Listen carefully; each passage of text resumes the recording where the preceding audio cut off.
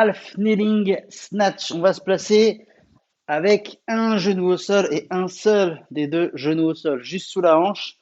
Et l'autre pied bien à plat devant, avec le genou aligné avec la hanche et aligné avec les orteils. Donc hauteur de hanche en angle droit, à peu près, hein, on n'est pas à 2 cm près au niveau du pied, mais comme si tu étais en bas d'une position de fente, à l'inverse que le pied arrière, bah, on s'en occupe pas. Il peut être orteil crocheté, il peut être coup de pied au sol, peu importe. Ce qui va nous intéresser, c'est de jouer sur un tout petit mouvement de hanche ici pour aller chercher là-haut avec le kettlebell.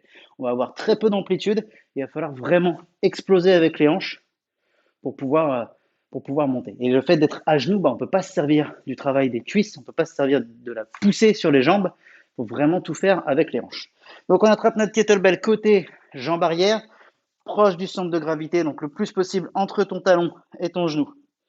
On vient le placer ici et on veut un snatch, donc on va aller directement là-haut. Il va falloir vraiment exploser.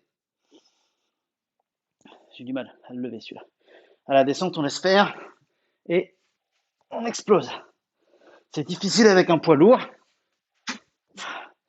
parce qu'il y a vraiment une toute petite amplitude de hanche. Il faut absolument maîtriser le trajet avec le coude. Ça va demander forcément aussi beaucoup plus de tension dans le haut du corps. Sur le premier, j'étais déséquilibré un petit peu. Je ne sais pas si tu as vu, parce que je l'ai envoyé un petit peu trop vers l'extérieur. Donc, il faut vraiment des bons appuis solides, ton talon, ton genou.